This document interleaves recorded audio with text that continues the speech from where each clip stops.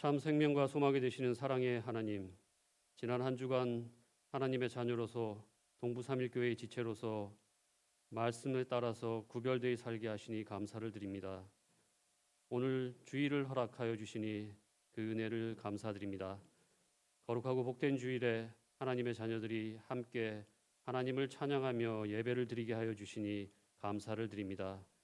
이 시간 온 마음과 정성으로 드리는 우리의 예배를 받아주시고 드려지는 예배를 통하여 하나님을 만나고 지체들 간의 사랑과 신뢰와 협력과 화평이 넘쳐나게 하여 주시옵소서. 또한 오늘의 예배를 통하여 주님께서 우리들의 삶에 세우신 그 모든 계획들을 더욱 강하게 믿게 하시고 앞으로 일어날 여러 일들에 염려하지 않게 하시고 이 모든 것이 오직 예수님의 손에 달려 있다는 것을 알고 강하게 주님을 의지하고 믿게 하여 주시옵소서. 또한 우리들에게 주님의 사랑을 전파하는 힘을 주시옵소서.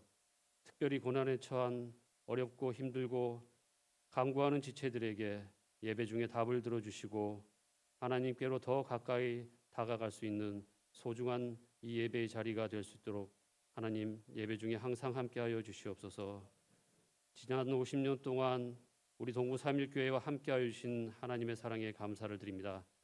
이를 기념하여 올해 여러 가지 50주년 행사를 진행합니다. 이를 위해 모든 지체들이 기도로 함께하게 하시고 소임을 따라서 자발적으로 섬기게 하여 주시옵소서. 이 행사를 통하여 지체들 간에 열린 마음으로 하나가 되어 우리 공동체가 더욱더 깊이 서로 이해하고 뜻깊은 시간이 되게만 하여 주시옵소서.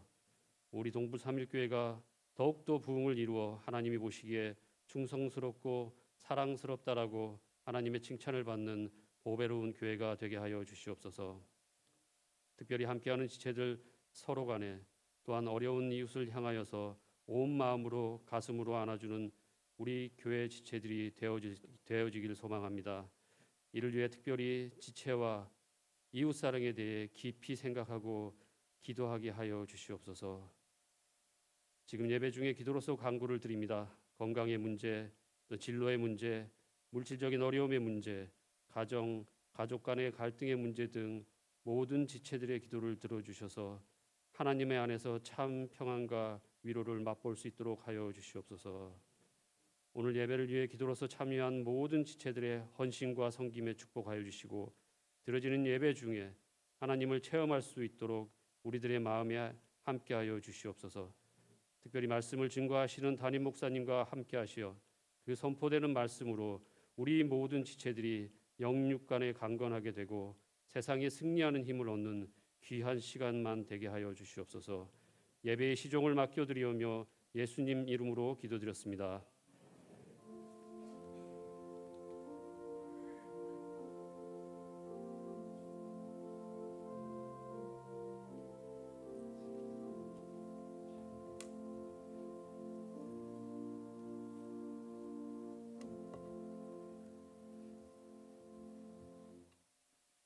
오늘 우리에게 주신 하나님 말씀입니다. 요한복음 14장 6절 우리 한 절 말씀 우리 한번 두 번 반복해서 함께 읽도록 하겠습니다. 시작.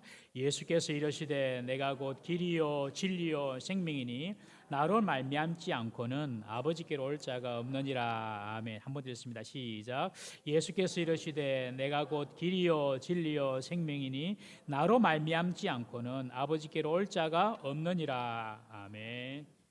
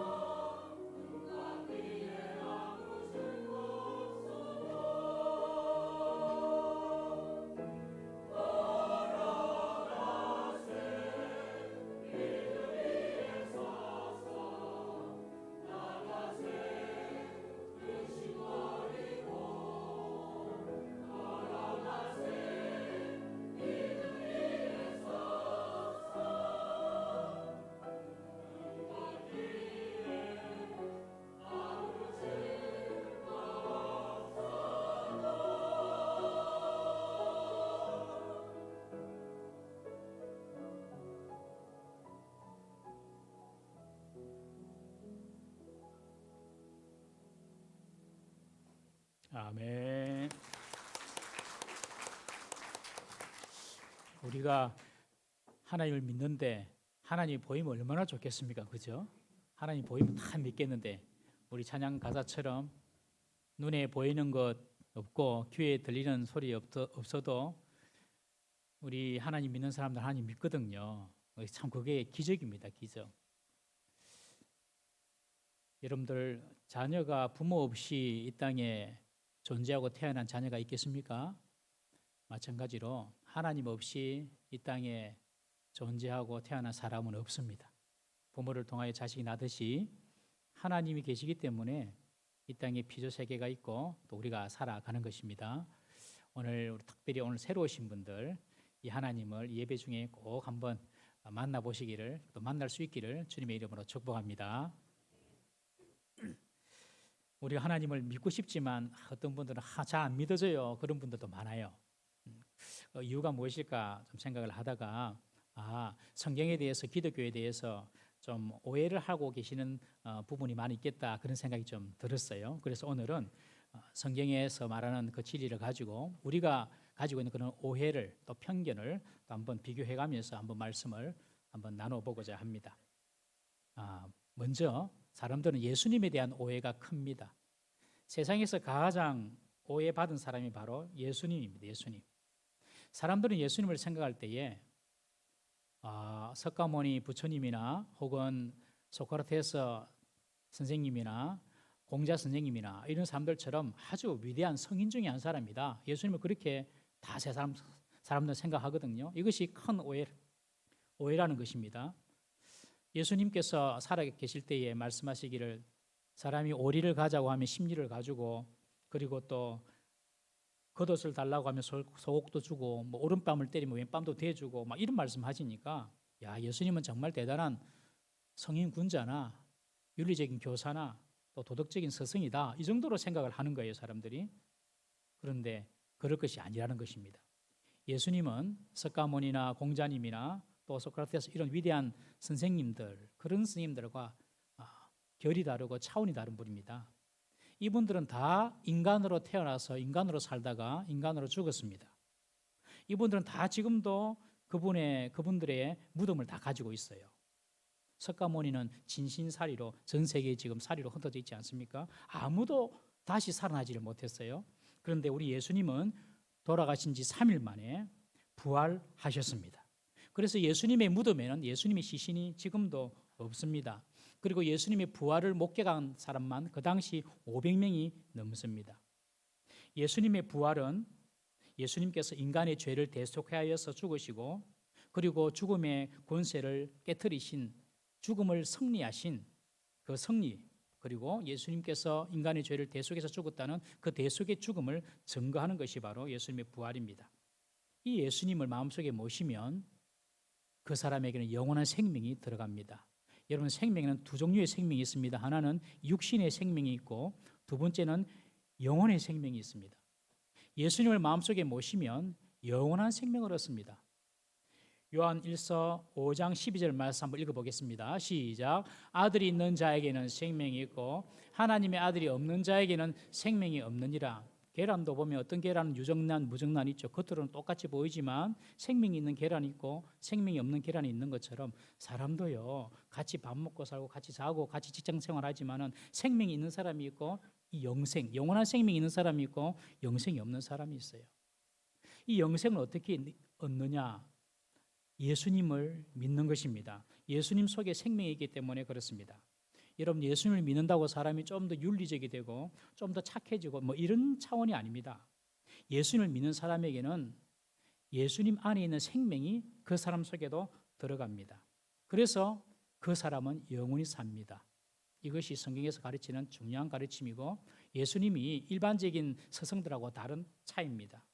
예수님께서 살아계실 때에 3년 동안 복음을 전하셨는데 이 3년 복음을 전하는 기간 동안에 죽은 사람을 살리시는 기적을 베푸셨어요. 나인성 과부의 아들도 살리셨고 그리고 회당장 야이로의 딸도 살리셨고 죽은 지 나흘이나 되는 냄새나는 나사로도 살리셨어요. 예수님께서 죽은 자를 살리신 것은 생명을 통치하고 생명을 주관하는 분이 바로 예수님이다. 이것을 보여주기 위함인 것입니다. 그리고 예수님께서는 죽음을 이기신 분이시다. 이것을 보여주기 위함인 것입니다. 그러므로 예수님은 죽음을 이기시고 부활하신 하나님의 아들이시라는 거죠. 다른 세상에 아주 유명한 그런 선생님들, 스승들과 차원이 다른 사람이라는 것입니다. 그래서 예수님을 그저 단순한 위대한 서성 중에 4대 성인 중에 한 분이다, 이런 오해를 교회에서는 가르치지 않습니다. 예수님은 생명이고 예수님은 하나님의 아들이다. 이것을 우리 오늘 새로 오신 분들이 좀 많이 알았으면 좋겠습니다. 두 번째, 사람들이 쉽게 하는 오해가 있는데, 이 세상이 그저 우연히 만들어졌다, 혹은 이 세상이 어떤 폭발에 의해서 우연히 생겨났다, 그렇게 믿는 것입니다. 즉 하나님의 창조로 보지 않고, 이 세상의 시작을 하나님의 창조로 보지 않고 어떤 우연의 산물이다라고 생각하는 것입니다. 여러분, 만약에 세상이 정말 어떤 폭발로 우연히 세상이 만들어졌다면 그 폭발을 일으킨 행성, 그 행성은 처음에 어떻게 생겨나게 됐겠습니까, 여러분? 계속 우연히 그렇게 말을 하면 계속해서 세상이 우연히 만들어졌다라고 주장할 수밖에 없습니다. 처음 생겨난 그 물질도 그냥 우연히 만들어졌다, 그렇게 말할 수밖에 없는 것이죠. 그리고 이런 폭발로 생겨난 지구가 이렇게 질서정연하고 아름다울 수 있습니까? 사시사철 봄, 여름, 가을, 겨울 한 번도 뒤죽박죽 되지 않고 질서 있게 계절이 지나가고 낮과 밤의 규칙적인 질서가 있고, 이 세상이 얼마나 자연이 아름답습니까? 이런 아름다움이 그저 폭발에 의해서 우연히 생겨날 수가 있겠습니까, 여러분? 정말 우연히 폭발에 의해서 지구가 생겨났다면 이 우주 공간에 지구 같은 환경을 가진 행성들도 한두 개 좀 더 있어야 안 됩니까? 우연히 생겨났다면. 오늘날 선진국의 과학자들이 이 지구 같은 생명체가 살 수 있는 환경을 가진 행성들을 찾으려고 애를 쓰고 있는데, 미안하지만 전부 다 헛수고입니다, 여러분. 없습니다, 지구 말고는. 하나님께서 지구에 특별하게 고안해가지고 창조하신 지구거든요. 우연히 생겨난 존재가 아닙니다, 이 지구가, 이 우주 만물이. 사람도 마찬가지입니다. 사람도 어떤 사람은요, 창조된 존재가 아니라 원숭이로부터 막 오랜 시간 걸쳐서 진화가 되어가지고 오늘날 사람이 이르렀다, 그렇게 믿고 계세요. 그것이 사실이라면 지금도 어느 마을에서는 원숭이가 사람으로 변화되어 가는 그런 어떤 과정을 우리가 볼 수 있어야 안 됩니까, 여러분? 그런데 인류 역사상 한 사람도 인간 반, 원숭이 반 이런 존재는 발견된 적이 없습니다, 여러분. 여러분, 만들어진 사람은 자기가 어떻게 만들어진지 모릅니다. 그러나 만든 분은 압니다. 여러분, 자녀들이요, 우리 자녀를 키우잖아요. 이 자녀가 어떻게 생겨나게 되었는지 부모는 압니다. 그러나 자녀는 자기가 어떻게 생겨난지를 몰라요. 그런데 부모는 우리 자녀가 어떻게 생겨나게 되는지 알아요.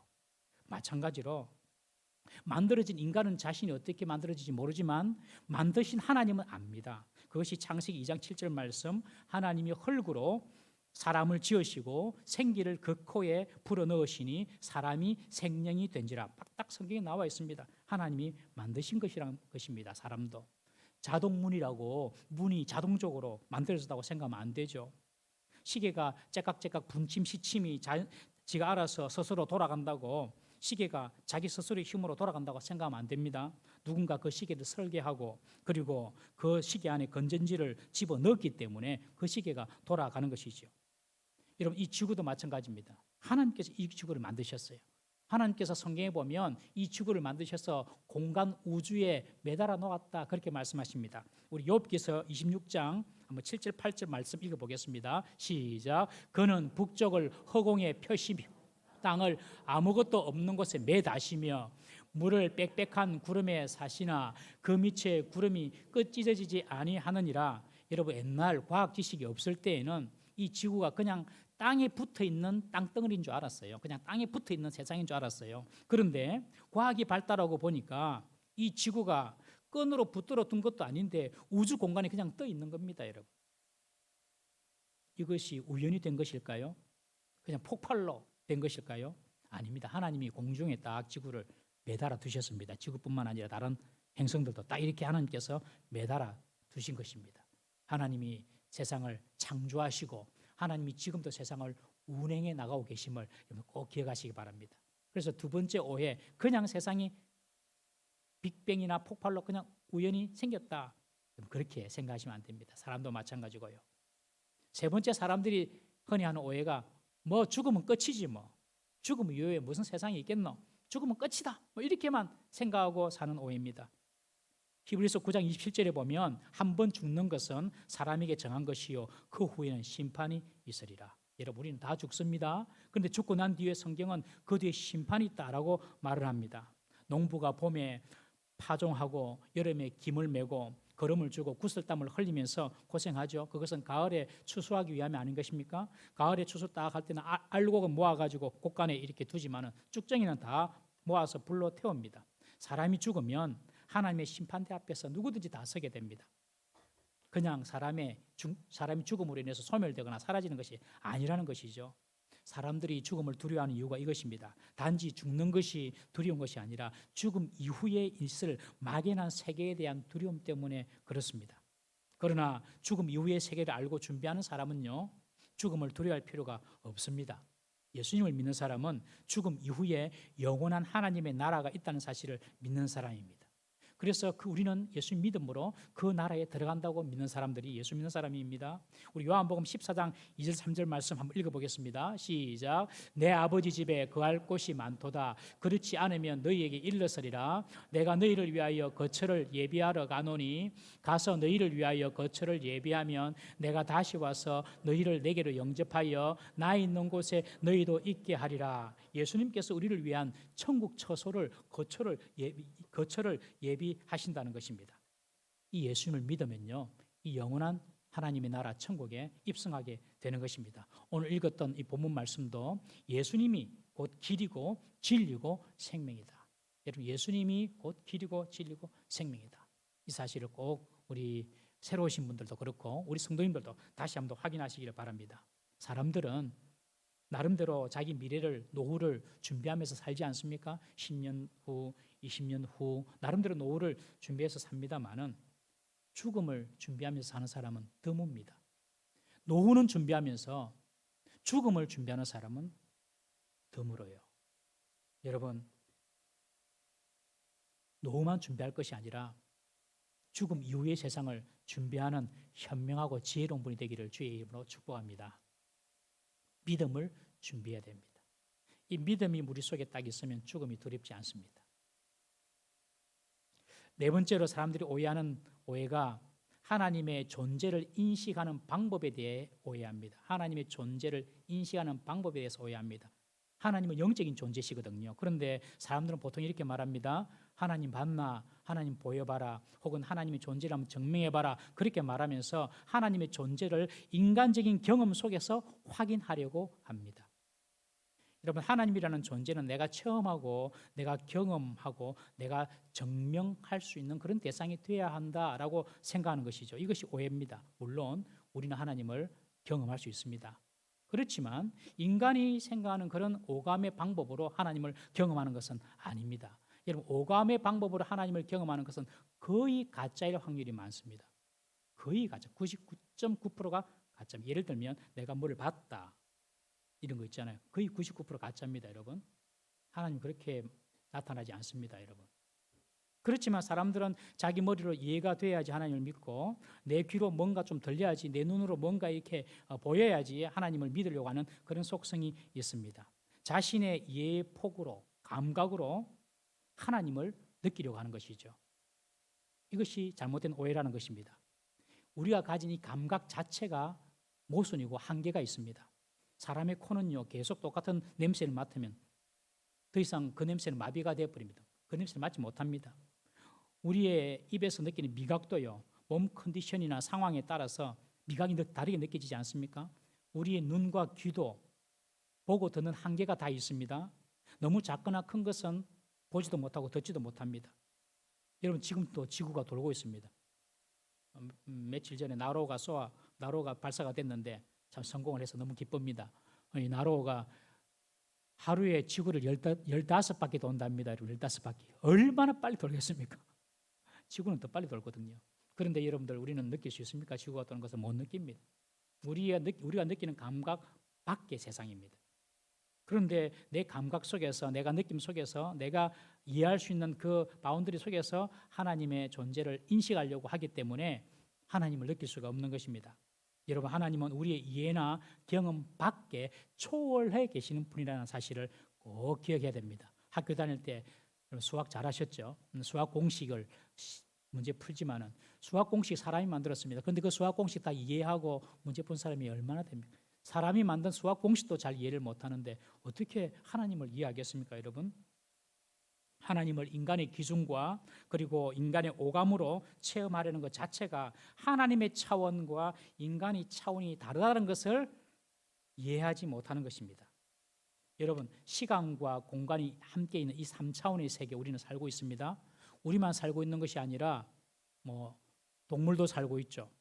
같은 공간 속에서 동물도 같이 살고 있습니다. 그런데 사람과 동물이 같은 공간, 같은 시간 속에 살고 있지만 사는 차원은 다른 것입니다, 여러분. 예를 들면 아름다운 예술 작품을 이렇게 보면은 사람들은 야, 멋지다, 좋다, 야, 감동이 된다, 이렇게 기쁨이 생기죠. 그런데 그 어떤 모나리자 그림을 갖다 두고 피카소가 그린 잘 이해가 안 되는 그림이긴 하지만은, 그러나 그런 아름다운 모네 이런 사람이 그린 그림을 갖다 놓는다 하더라도 동물들은 절대로 반응하지 않습니다. 차원이 다른 거예요.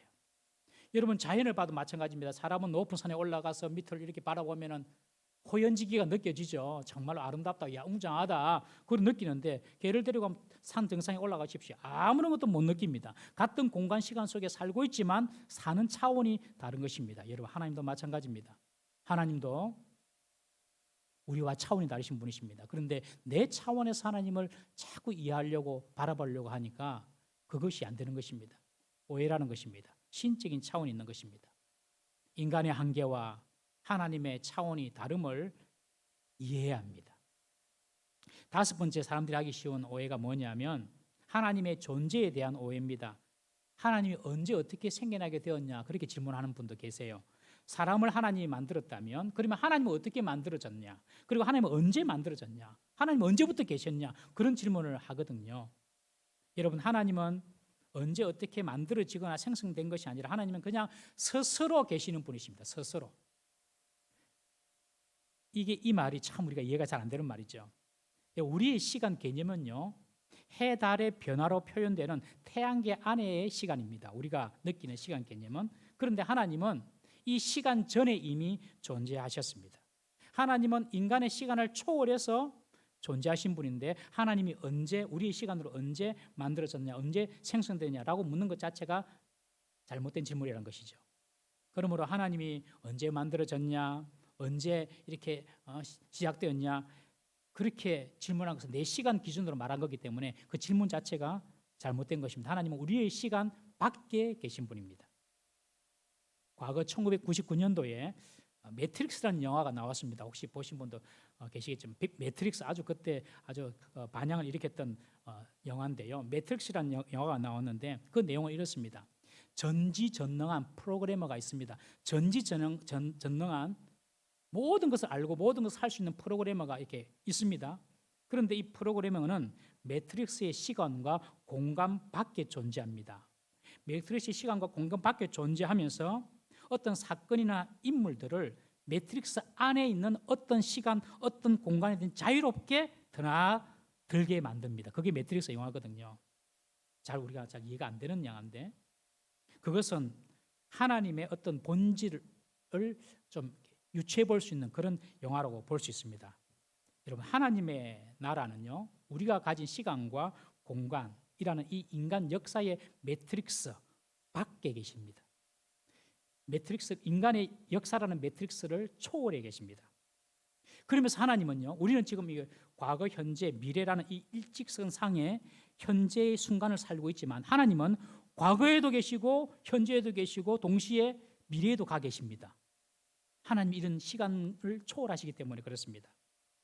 영원이라는 시간도 마찬가지입니다. 영원, 우리가 영원하다, 영원이다 그렇게 생각하면 우리는 우리의 시간 개념 속에서 계속되는 어떤 시간, 장관 시간, 지루할 정도로 계속되는 어떤 시간을 우리는 영혼이라고 생각하는데 하나님의 영혼의 개념은 그런 것이 아닙니다. 하나님의 영혼의 개념은 시간이란 틀을 벗어나 버리는 것입니다. 아예 시간 자체가 없는 것입니다. 사람이 죽고 난 뒤에 그런 세계 속에 들어갑니다. 여러분, 사람이 살아있을 때는 우리가 시간 속에 이렇게 매여 있지만 사람이 죽고 난 이후에 들어가는 그 영혼의 시간은 인간의 인식이나 존재의 한계인 그 시간과 공간을 초월한 상태에 들어갑니다. 그러니까 지금 우리가 느끼는 길이의 시간 개념 자체가 죽고 난 뒤에 영혼이 가는 그곳의 시간과는 차원이 다르다는 거죠. 살아있을 때는 시간이 째깍째깍 이렇게 흐르는데 죽고 난 뒤에는 그 시간 자체가 없어져 버리는 것입니다. 이게 이해되십니까, 여러분? 성경에 그런 말씀이 있습니다. 베드로서 3장 8절에 죽게는 하루가 천년 같고 천년이 하루 같다. 이 말은 무슨 말이냐면 하나님의 시간과 인간의 시간은 완전히 다르다는 것입니다. 이게 영혼의 세계입니다. 그냥 시간이 없습니다, 여러분. 쉽게 조금 예를 들면 2000년 전에 순교하신 초대교회 성도들의 죽음과 오늘 우리의 죽음이 하나님의 시간 속에서는 동일한 시간이 되는 것입니다. 지금 우리의 관점에서 2000년의 시간이 이렇게 흐르지만 하나님의 시간에서는 동일한 시간입니다. 예수님께서 십자가에 달려 돌아가실 때에 한편 강도가 예수님께 그런 말을 합니다.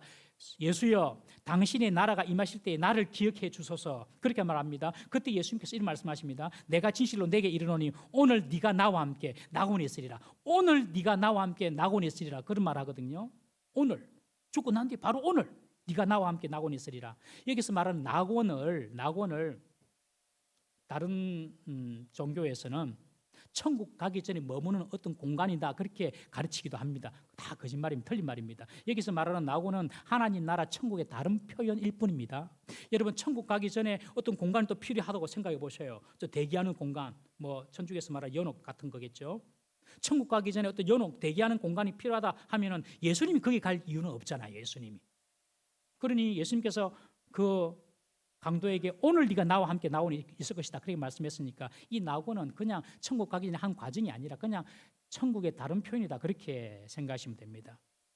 그런데 예수님께서 하신 말씀이 오늘 네가 나와 함께 천국에 가 있을 것이다. 바로 죽음과 함께 바로 천국이 즉각적으로 들어가는 것을 말하는 것입니다. 여러분, 바울도 자신의 죽음에 대해서 천국애로의 즉각적인 진입을 설명합니다. 빌립보서 1장 23절 말씀 한번 읽어보겠습니다. 시작. 내가 그 둘 사이에 끼었으니 차라리 세상을 떠나서 그리스도와 함께 있는 것이 훨씬 더 좋은 일이라 그렇게 하고 싶으나 나는 지금 그 다음 읽습니다. 시작. 내가 육신으로 있는 것이 너희를 위하여 더 유익하리라. 내가 지금 육신으로 너희와 함께 있는 것이 너희들에게 유익하기 때문에 내가 지금 바로 천국에 가서 하나님 예수님과 함께 있는 것 내가 포기하겠다. 이 말이거든요. 바울은 자신의 죽음과 함께 바로 즉각적인 천국 진입을 이야기하고 있습니다. 성경에 보면 주 안에서 죽은 자들은 잔다라고 그런 표현이 있습니다. 잔다 하면서 예수님의 재림까지 땅속에 이렇게 있는 것 같은 본문을 성경은 말합니다. 그것은 육신이 땅에 들어가는 것을 의미하지 육신의 시간을 의미하는 것이지 그 잔다 기다린다 그것은 육신의 시간을 의미하는 것이지 영혼에는 그 시간의 의미가 필요가 없는 것입니다. 영혼은 이미 인간의 물리적인 그런 한계의 시간과 공간의 제한을 벗어나 버려서 영적인 상태에 들어가 버린 것입니다.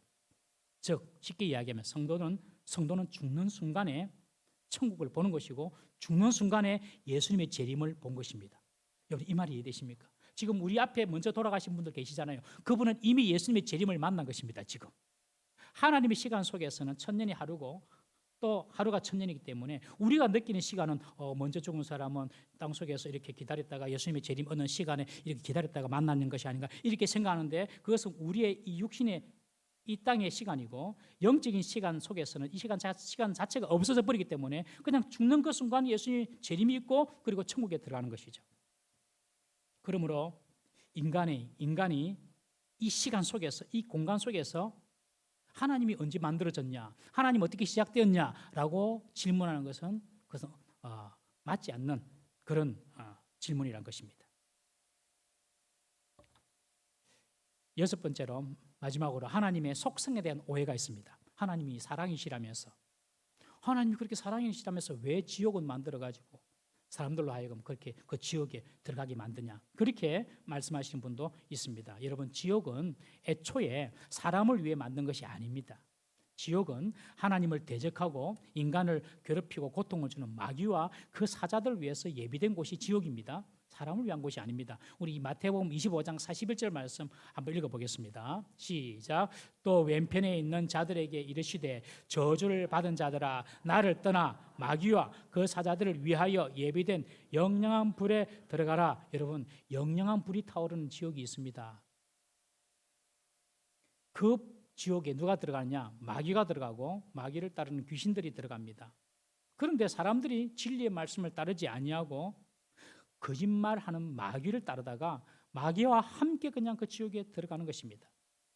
우리나라 보면 뭐 교도소도 있고 형무소도 있고 뭐 또 사람을 사형하는 사형법도 있잖아요. 다 그거 좋은 사람이 어디 있습니까? 교도소 좋아할 사람 어디 있습니까? 뭐 사형 집행 좋아할 사람 어디 있습니까? 그러나 국가의 법과 질서를 지키기 위해서 그런 것도 있는 거 아닙니까? 어쩔 수 없이 만드는 것이죠. 여러분, 하나님을 사랑의 하나님으로만 알면 안 됩니다. 하나님은요, 죄를 심판하시는 정의로운 하나님이십니다. 요즘은 달라졌지만은 과거 미국에서 판사가 되기 위해서는 반드시 변호사 경력이 있어야 됩니다. 지금도 뭐 주마다 어떤 주는 반드시 변호사주를 강조하는 주가 있습니다. 요즘 많이 달라졌지만 옛날에는 반드시 변호사를 겪고 판사를 해야 했습니다. 어떤 젊은 사람이 죄를 지었습니다. 유능한 변호사를 선임하여서 무죄 판결을 받았습니다. 그런데 수년이 지났습니다. 다시 이 사람이 죄를 범했습니다. 그리고 재판장에 서게 되었습니다. 그런데 자세히 보니 재판장이 과거에 자신의 죄를 변호했던 변호사였습니다. 이 청년 마음속에는 옳거니 잘 됐다. 옛날에도 내게 무죄 판결했으니 또 내게 유리한 판결을 내려주겠지. 그렇게 생각을 했습니다. 그런데 결과는 그 죄를 인정하고 죄값을 받아야 하는 것이었습니다. 판결이 끝나고 묻습니다. 판사에게 왜 당신은 내게 유죄 선고를 했습니까? 그러니 그 판사가 과거에는 내가 당신의 죄를 변호해 주는 변호사였지만 지금은 죄값을 묻는 판사입니다. 그러니 내가 당신의 죄를 심판한 것입니다. 여러분, 하나님도 마찬가지입니다. 하나님은 사랑이시지만 동시에 우리의 죄에 대해서는 심판하시는 정의로운 분이신 줄 우리가 알아야 합니다. 하나님 앞에서 정의의 대상으로 여러분들 서는 것은 저주입니다. 하나님 앞에서 사랑의 대상으로 서야 됩니다. 여러분, 하나님 앞에서 사랑받는 대상으로 서야지 하나님 앞에서 우리의 죄를 묻고 우리 죄값을 받아야 될 그런 정의의 대상으로 서면 안 되는 것입니다. 어떻게 하면 하나님의 사랑의 대상이 됩니까? 하나님을 인정하고 믿으면 되는 것입니다. 어려운 것이 아닙니다. 돈 드는 일도 아니고요. 그리고 자존심 상할 일도 아닙니다. 그냥 하나님을 마음속에 믿고 예수 그리스도를 내 마음속에 영접하면 하나님의 심판의 대상이 아니라 사랑의 대상이 되는 것입니다. 그런데 이게 잘 안 됩니다. 왜 그럴까요? 믿음이 생기는 두 가지 원리를 이해해야 됩니다. 첫 번째, 믿음이 생기는 첫 번째 원리. 믿음은요, 하나님의 선물이라는 것입니다. 우리 에베소서 2장 8절 말씀 한번 읽어보겠습니다. 시작. 너희는 그 은혜로 인하여 믿음으로 말미암아 구원을 받았으니 이것은 너희에게서 난 것이 아니요 하나님의 선물이라. 여러분, 구원은요, 내가 선한 일을 하고 착한 일을 하고 율법을 지킨다고 내게서 만들어지는 선물이 내게서 만들어지는 어떤 그런 결과가 아니라는 것입니다. 여러분, 아주 중요한 사실이거든요. 구원은요, 믿음은요, 하나님이 그냥 선물로 그냥 주십니다. 여러분, 주세요. 한 집에서 한 이불 덮고 자는 부부도 어떤 사람은 이 믿음의 선물을 받은 사람이 있고 어떤 사람은 받지 못한 사람이 있어요. 선물은 주는 사람 마음이에요. 하나님이 주신다니까요. 하나님이 줘야지 받을 수 있거든요. 부모가 있고 자식이 있지만 어떤 집안에는 부모는 믿고 자식은 안 믿고 자식은 믿고 부모는 안 믿고. 왜요? 그것은 내가 그 믿음을 갖고 싶다고 가져지는 것이 아니기 때문에 그렇습니다. 하나님이 그냥 선물로 주셔야 됩니다. 믿음을 이렇게 주셔야 됩니다. 우리에게 이 하나님을 믿고 예수 그리스도를 믿는 믿음이 있는 분들은요, 하나님으로부터 이 구원의 선물, 믿음의 선물을 받은 것입니다. 그런데 아직까지 하나님 안 믿어지고 아직까지 이게 뭐 하나님이 뭐 계시나 이런 생각이 들고 그러면 아직까지는 여러분들에게 하나님께서 믿음을 선물로 주지 않은 것입니다. 여러분, 선물은요, 구원의 선물은 내가 만들어내는 것이 아니라 하나님이 주시는 선물입니다. 이 구원은. 그렇다면 이 믿음의 선물이 어떻게 오는가? 우리 요한복음 3장 8절 말씀 한번 보겠습니다. 시작. 바람이 임의로 불매 내가 그 소리는 들어도 어디서 와서 어디로 가는지 알지 못하나니 성령으로 난 사람도 다 그러하니라. 성령으로 난 사람은 믿는 사람이거든요.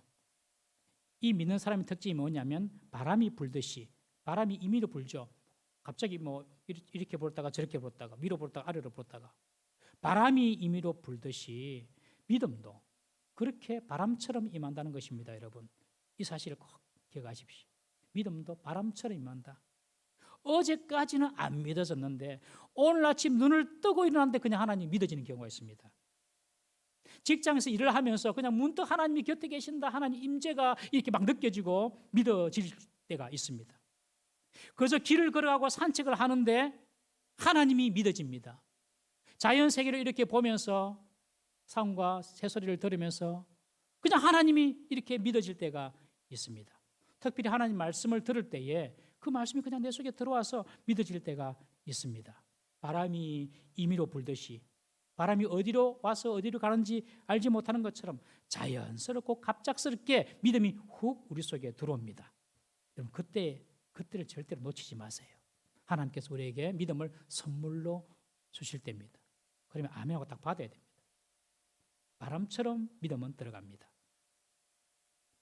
그렇다면 이 믿음의 선물을 하나님이 주시기까지 그냥 마냥 기다려야만 하는가?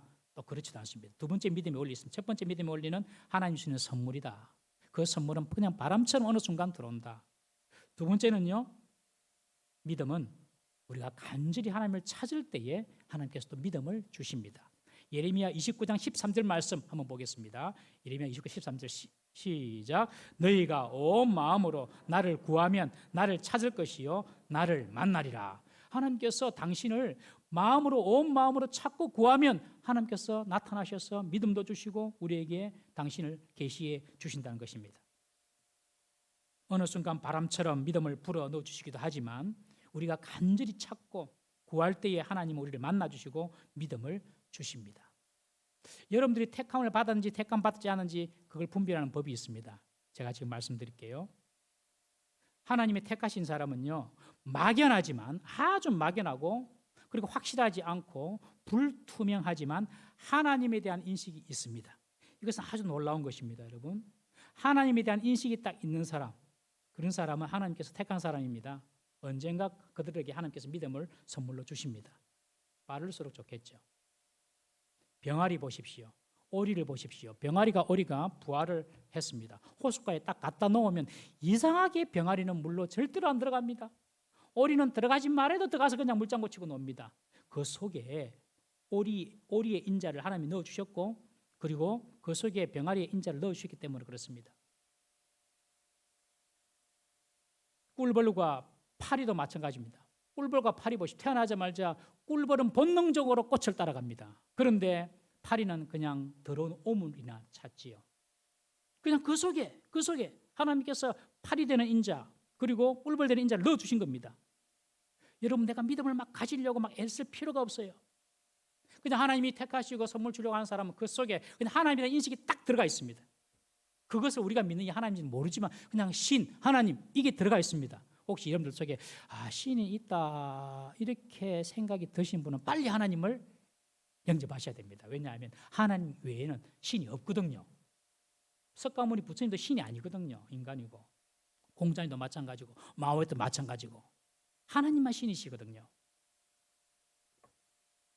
여러분, 하나님은 우리에게 본능적으로 우리의 인식 속에 당신의 존재를 넣어두셨습니다. 갑자기 여러분들 어려운 일을 당할 때에 하나님이 생각나지 않으십니까? 하나님이 택한 자입니다. 좀 양심이 꺾이고 죄를 지을 때에 하나님이 누군가 신이 보고 계신다 이런 생각을 하신 적 없습니까? 하나님이 택한 자입니다. 세상적으로 성공하고 형통하고 일을 이루었지만 마음에 여전히 공허감과 허무감을 느끼지 못합니까, 여러분? 이런 분들은 하나님 택한 자입니다. 하나님을 찾아야 됩니다. 그러면 하나님께서 만나주시고 믿음을 부어주십니다.